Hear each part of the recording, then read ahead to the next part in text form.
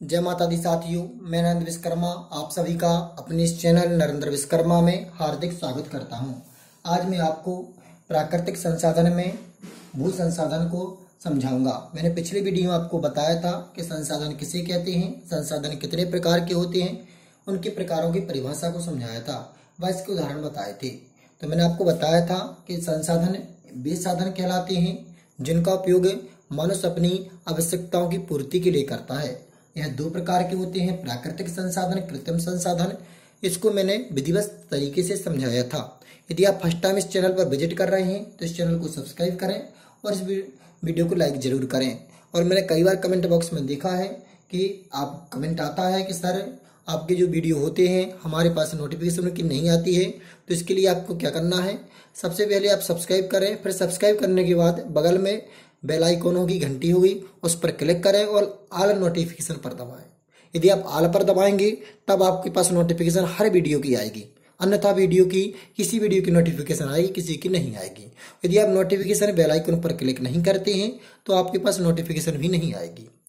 तो इतना जरूर कर लें, नहीं तो फिर आपको सब्सक्राइब करने के बाद जानकारी नहीं मिल पाएगी कि मैंने वीडियो कब अपलोड किया, कब अपलोड नहीं किया।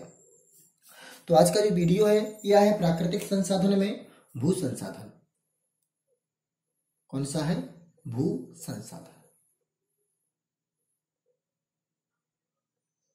जो भू संसाधन है यह है महत्वपूर्ण प्राकृतिक संसाधन है। भू संसाधन महत्वपूर्ण प्राकृतिक संसाधन है, ठीक है ना। मनुष्य अपनी अधिकांश क्रियाएं, मनुष्य अपनी लगभग पूर्णतः सभी क्रियाएं भूमि पर ही करता है। मनुष्य अपनी लगभग पूर्णतः सभी क्रिया कहां पर करता है? भूमि पर ही करता है। भूमि का जो क्षेत्र है 3 भागों में डिवाइड किया गया है। कितने भागों में डिवाइड किया गया है? 3 भागों में। पहला उन्होंने डिवाइड किया गया है भूविज्ञानिकों ने मैदान, दूसरा डिवाइड किया गया है पठार और तीसरा डिवाइडेशन है पर्वत। तो जो भूमि का मैदान का क्षेत्र है यह 43% है। कितना है? 43%।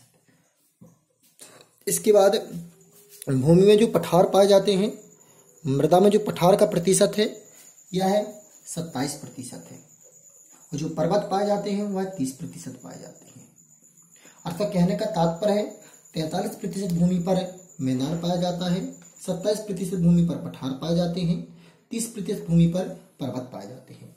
जो मैदानी क्षेत्र है इसका उपयोग कृषि, उद्योगों आदि के लिए किया जाता है। जो 27% पठार पाए जाते हैं इसका उपयोग वनों, जीवाश्म ईंधन आदि में होता है, ठीक है ना। इसका पर्वत कितने प्रतिशत पाए जाते हैं? पर्वत पाए जाते हैं 30% भूमि पर। तो इस पर्वत वाली भूमि में क्या होता है? पर्वत वाली भूमि में 12 माह नदियों का प्रवाह होता है। 12 माह किसका प्रवाह होता है? नदियों का। तो यह थे भू संसाधन। तो सबसे पहले मैंने आपको बताया कि भू संसाधन क्या है। भू संसाधन एक मानव के लिए सर्वाधिक महत्वपूर्ण प्राकृतिक संसाधन है, या मानव के लिए महत्वपूर्ण प्राकृतिक संसाधन है। मानव अधिकांश लगभग पूर्णतः ही क्रियाएं भूमि भू संसाधन पर करता है। हमारी भूमि को 3 भागों में वर्गीकृत किया गया है, मैदान, पठार, पर्वत। भूमि में 43% हिस्सा मैदान में आच्छादित है, 27% भाग पठार से आच्छादित है, 30% भाग में पर्वत पाए जाते हैं। पर्वत पर 12 महीने नदियां प्रवाहित होती हैं। पठार में वन, जीवाश्म और ईंधन पाए जाते हैं। मैदान में कृषि और उद्योग पाए जाते हैं, ठीक है ना।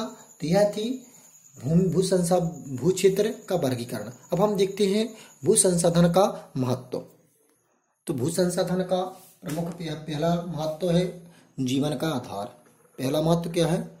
जीवन का आधार। तो मनुष्य की अधिकांश क्रियाएं सोना, जागना, उठना, बैठना, खेलना, कूदना, नहाना, घर बनाना, ये सभी किसमें होते हैं? मनुष्य के जीवन का आधार भू संसाधन है। तो अपनी मनुष्य की अधिकांश क्रियाएं सोना, जागना, घर बनाना, नहाना, खेलना, कूदना, ये सभी कहाँ पर संपन्न होती हैं? भूमि पर संपन्न होती हैं। इसलिए भूमि मनुष्य के जीवन का आधार है। दूसरा इसका महत्व है आर्थिक विकास का आधार। तो किसी भी देश का जो अर्थव्यवस्था है वह निर्भर करती वहाँ पर जल, इसके बाद जल पर निर्भर करती है भूमि, खनिज संपदा, जल, भूमि, खनिज संपदा, उपजाऊपन आदि पर निर्भर करती है।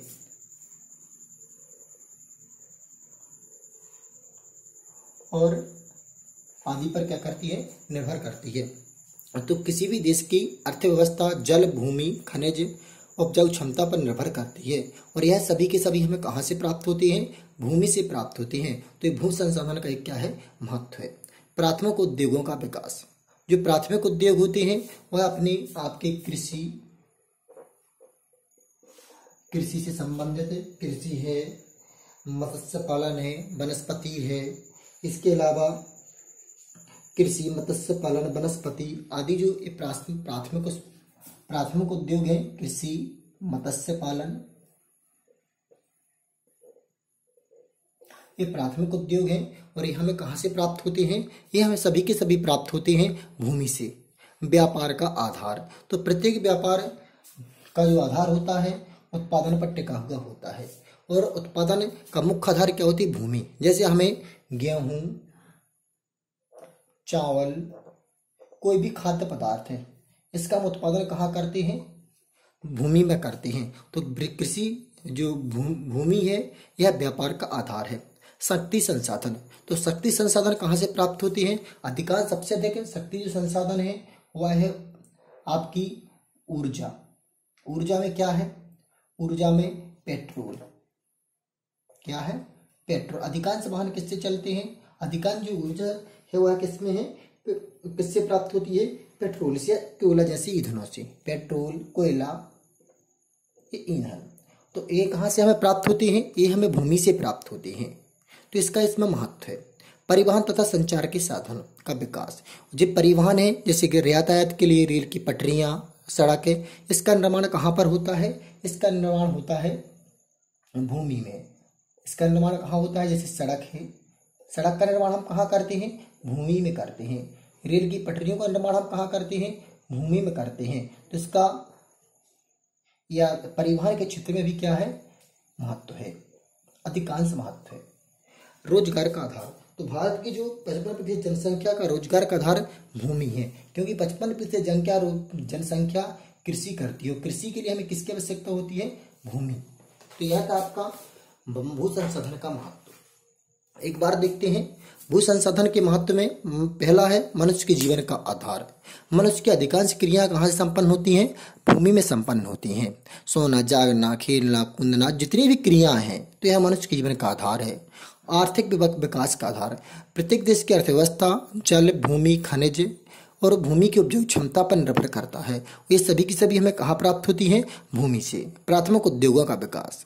जितने भी प्राथमिक उद्योग हैं जैसे कृषि पर आधारित, मत्स्य पर आधारित, वनस्पति पर आधारित, ये सभी के सभी हमें कहाँ से प्राप्त हो रहे हैं? भूमि से। व्यापार का आधार। प्रत्येक व्यापार का उत्पादन किससे होता है? चलते हैं। प्रत्येक व्यापार जो चलते हैं वह गेहूँ, चावल और खनिज पदार्थों से, गेहूँ, चावल और खाद्य पदार्थों से चलते हैं। और ये हमें कहाँ प्राप्त होती है? भूमि के द्वारा। शक्ति संसाधन। शक्ति का प्रमुख आधार अधिकांशतः है वो कोयला है, पेट्रोल है। और ये हमें कहाँ से प्राप्त होती है? भूमि से। तो शक्ति संसाधन के क्षेत्र में इसका बहुत ही महत्व है। परिवहन तथा संचार का साधनों का विकास।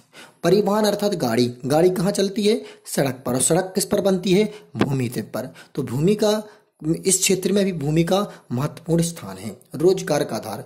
भारत में अधिकांशतः रोजगार 55% है वह कृषि पर आधारित है। और कृषि किस पर की जा सकती है? भूमि पर। तो कृषि के रोजगार के आधार का भी मुख्य आधार क्या है? वह भूमि। तो यह थे भू संसाधन का महत्व। अब हम देखते हैं भू संसाधन का संरक्षण। अर्थात संरक्षण कहलाता है नष्ट होने से बचाना। संरक्षण क्या कहलाता है? नष्ट होने से बचाना। अब हम भूमि को, भू संसाधन को नष्ट होने से कैसे बचा सकते हैं, इसके कुछ उपाय देखें। तो पहला उपाय है, जो बंजर भूमि है उसको बंजर नहीं डाले रहना देना चाहिए। बंजर भूमि पर कृषि करना। कृषि, पहले इसकी हेडिंग बना लें। देखिए तो भू संसाधन के संरक्षण का प्रथम उपाय है बंजर भूमि पर खेती करना। अर्थात भूमि को हमें बंजर नहीं छोड़ना चाहिए। भूमि को हमें कैसा नहीं डाला देना चाहिए? बंजर। उसका हमें कुछ न किसी कारण में प्रबंधन करना चाहिए। इसके बाद दूसरा इसका संरक्षण का उपाय है सीढ़ी नुमा खेती। कौन सा है? सीढ़ी नुमा खेती। हमें पर्वतीय क्षेत्रों पर सीढ़ी नुमा खेती करना चाहिए, ठीक है ना। इसके बाद इसका तीसरा संरक्षण है वनीकरण। अर्थात जो खाली भूमि पड़ी है उस पर हमें वन लगाना चाहिए, वनीकरण। इसके क्या है? और इसके बाद आपके वनीकरण है, सीढ़ी नुमा खेती है, बंजर भूमि पर खेती करना, और वृक्षों को, पुराने वृक्षों के स्थान पर नवीन वृक्ष लगाना। अर्थात पुराने वृक्ष जो काटे जाए, पुराने जो वृक्ष हैं उन्हें हटाकर उनके स्थान पर नए वृक्ष लगाना। तो इसके माध्यम से हम भू संसाधन को संरक्षण कर सकते हैं। संरक्षण कहलाता है किसी चीज का नष्ट होने से बचाना, वो क्या कहलाता है? संरक्षण है। तो सब भू संसाधन को संरक्षण कर सकते हैं। बंजर भूमि पर खेती करना, सीढ़ीनुमा खेती करना, वनीकरण करना, पुराने वनों को हटाकर उसके स्थान पर नए वनों को लगाना। अर्थात जो पुराने पेड़ हो चुके हैं उसके स्थान पर नए पेड़ों को लगाना। तो यदि आपको यह वीडियो अच्छा लगा है तो इस वीडियो को लाइक और चैनल को सब्सक्राइब जरूर करें। जय माता दी साथियों।